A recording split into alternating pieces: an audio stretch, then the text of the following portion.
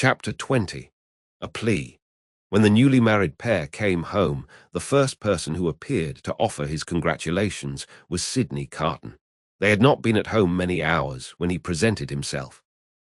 He was not improved in habits, or in looks, or in manner, but there was a certain rugged air of fidelity about him, which was new to the observation of Charles Darnay.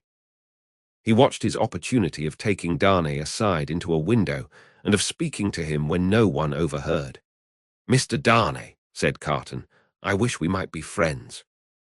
"We are already friends, I hope." "You are good enough to say so, as a fashion of speech." "But I don't mean any fashion of speech. Indeed, when I say I wish we might be friends, I scarcely mean quite that either." Charles Darnay, as was natural, asked him, in all good humour and good fellowship, what he did mean. "Upon my life," said Carton, smiling, "I find that easier to comprehend in my own mind than to convey to yours. However, let me try. You remember a certain famous occasion when I was more drunk than usual." "I remember a certain famous occasion when you forced me to confess that you had been drinking." "I remember it too. The curse of those occasions is heavy upon me, for I always remember them. I hope it may be taken into account one day, when all days are at an end for me. Don't be alarmed." "I am not going to preach." "I am not at all alarmed.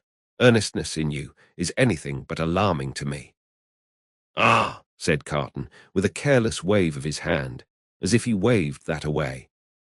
"On the drunken occasion in question, one of a large number, as you know, I was insufferable about liking you and not liking you. I wish you would forget it." "I forgot it long ago."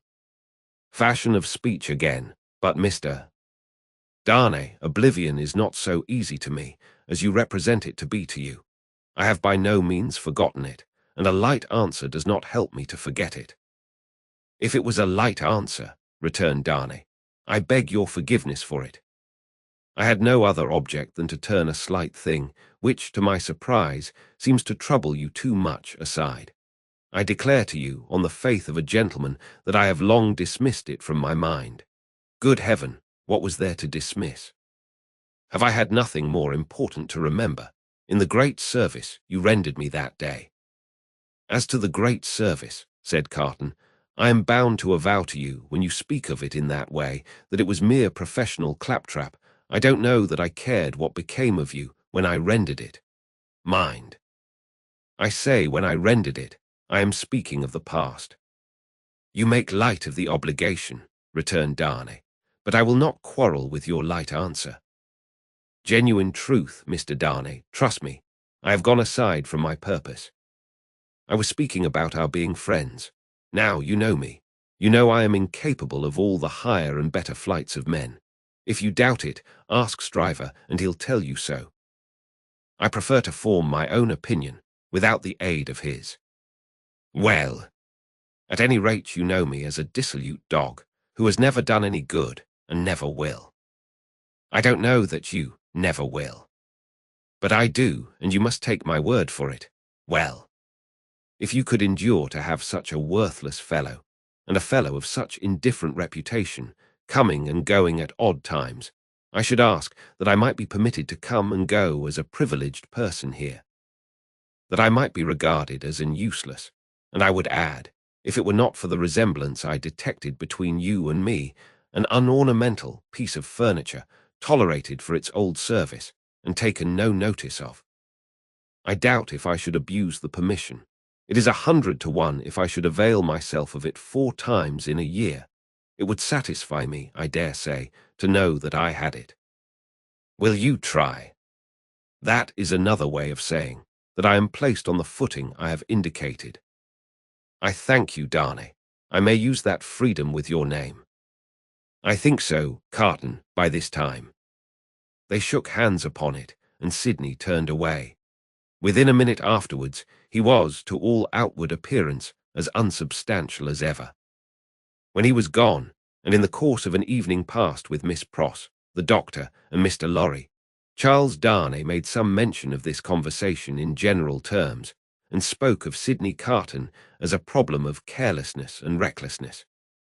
He spoke of him, in short, not bitterly or meaning to bear hard upon him, but as anybody might who saw him as he showed himself. He had no idea that this could dwell in the thoughts of his fair young wife. But when he afterwards joined her in their own rooms, he found her waiting for him with the old pretty lifting of the forehead strongly marked. "We are thoughtful tonight," said Darnay, drawing his arm about her. "Yes, dearest Charles," with her hands on his breast, and the inquiring and attentive expression fixed upon him. "We are rather thoughtful tonight, for we have something on our mind tonight." "What is it, my Lucy?" "Will you promise not to press one question on me, if I beg you not to ask it?" "Will I promise? What will I not promise to my love?" What indeed, with his hand putting aside the golden hair from the cheek, and his other hand against the heart that beat for him. "I think, Charles, poor Mr. Carton deserves more consideration and respect than you expressed for him tonight." "Indeed, my own, why so?" "That is what you are not to ask me, but I think, I know, he does." "If you know it, it is enough. What would you have me do, my life?" "I would ask you, dearest, to be very generous with him always, and very lenient on his faults when he is not by. I would ask you to believe that he has a heart he very, very seldom reveals, and that there are deep wounds in it." "My dear, I have seen it bleeding." "It is a painful reflection to me," said Charles Darnay, quite astounded, "that I should have done him any wrong. I never thought this of him. My husband, it is so. I fear he is not to be reclaimed. There is scarcely a hope that anything in his character or fortunes is reparable now. But I am sure that he is capable of good things, gentle things, even magnanimous things." She looked so beautiful in the purity of her faith in this lost man, that her husband could have looked at her as she was for hours. "And oh, my dearest love," she urged, clinging nearer to him, laying her head upon his breast and raising her eyes to his, "remember how strong we are in our happiness, and how weak he is in his misery." The supplication touched him home. "I will always remember it, dear heart. I will remember it as long as I live." He bent over the golden head and put the rosy lips to his and folded her in his arms.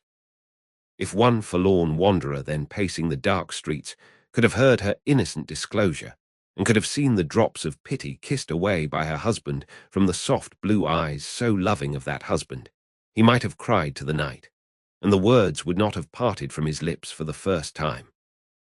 God bless her for her sweet compassion,